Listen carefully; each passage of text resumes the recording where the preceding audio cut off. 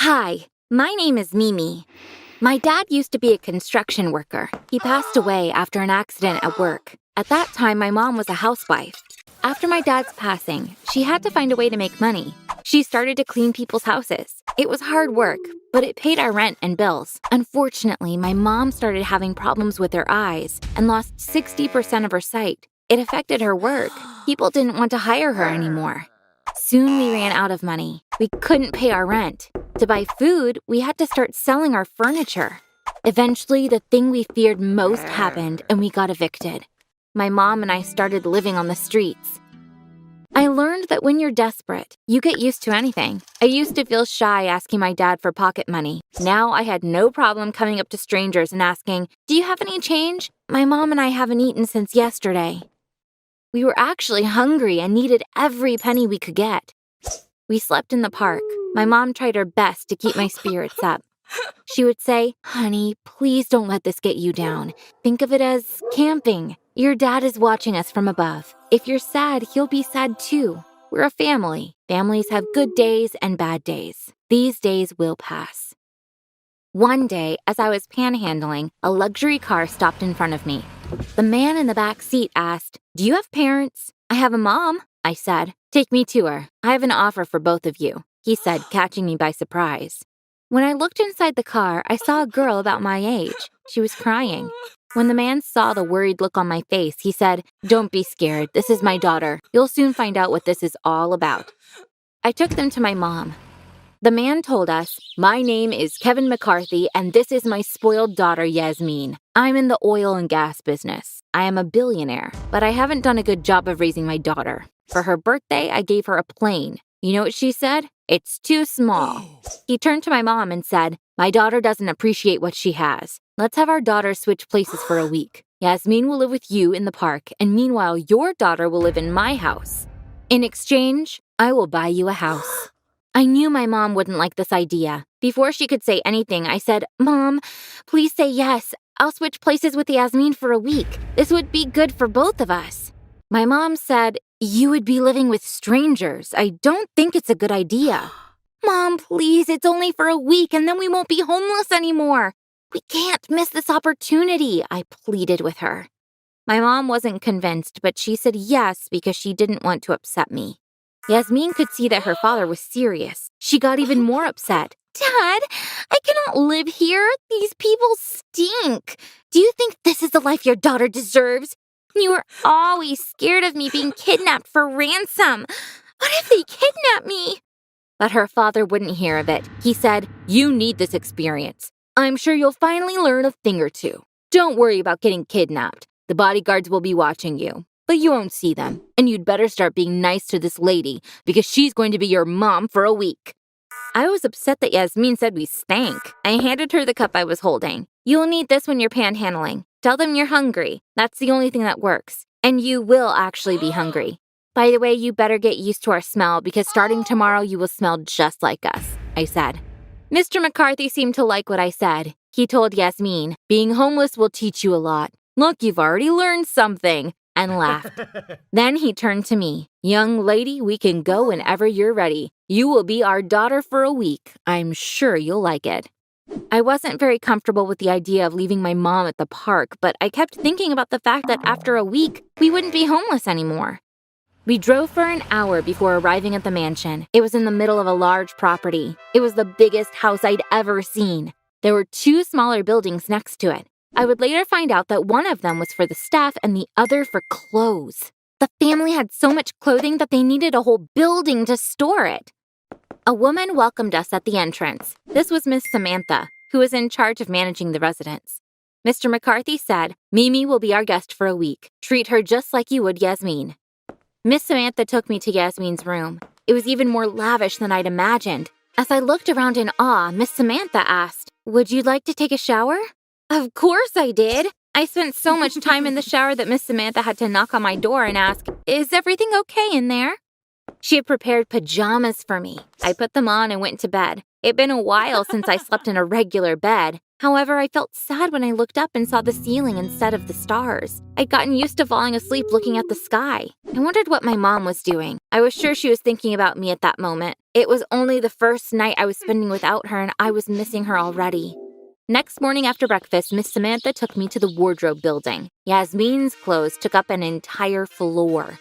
I was so surprised that I screamed. "She has so many clothes!" Miss Samantha said, "Yasmin wears each outfit only once. It's her mother's wish." "Why?" I asked. "So that her mother can buy her more clothes," she replied. This sounded weird to me, but I didn't say anything. "Will I be meeting Yasmin's mother?" I asked.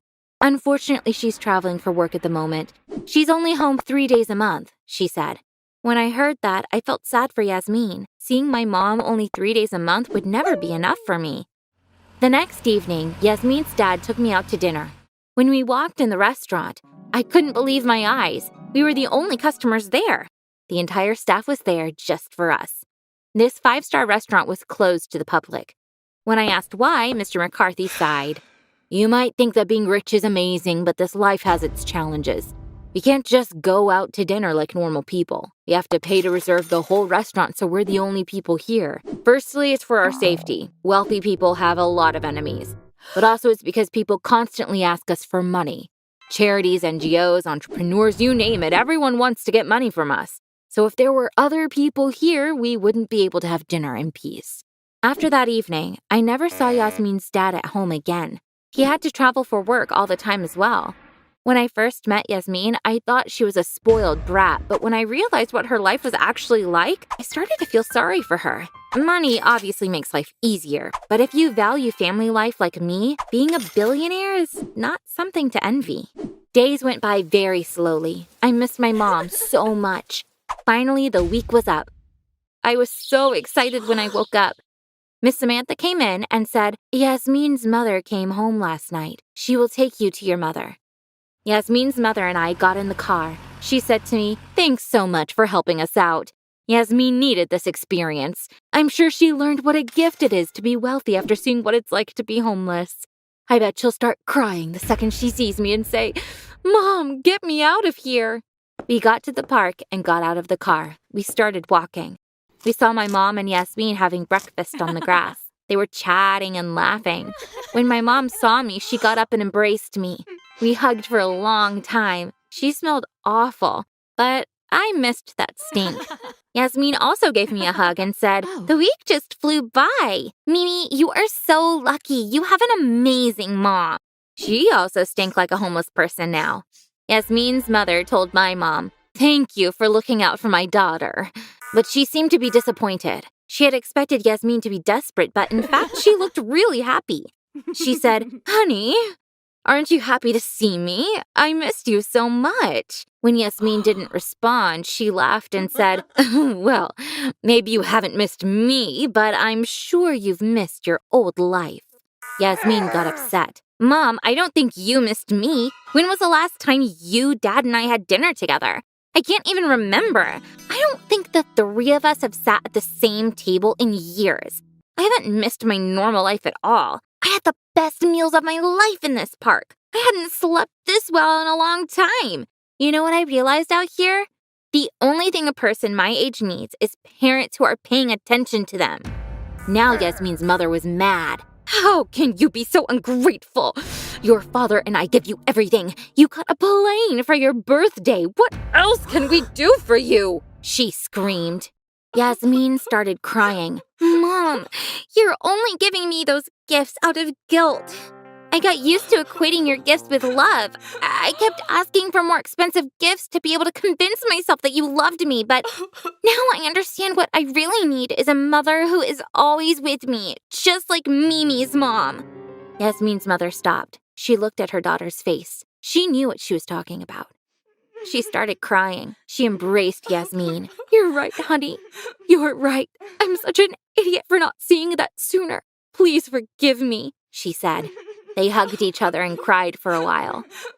Mr. McCarthy bought us a house, just like he promised he would. He even gave my mom a job in one of his companies. Our money troubles are over. My mom could finally afford a visit to the ophthalmologist. After 2 surgeries, she regained her eyesight. Now she can see as well as she used to. Yasmin and I became friends. She comes to visit a few times a week. Sometimes her mom comes with her. She took another job at the company. She doesn't travel anymore. She is now able to spend more time with her daughter.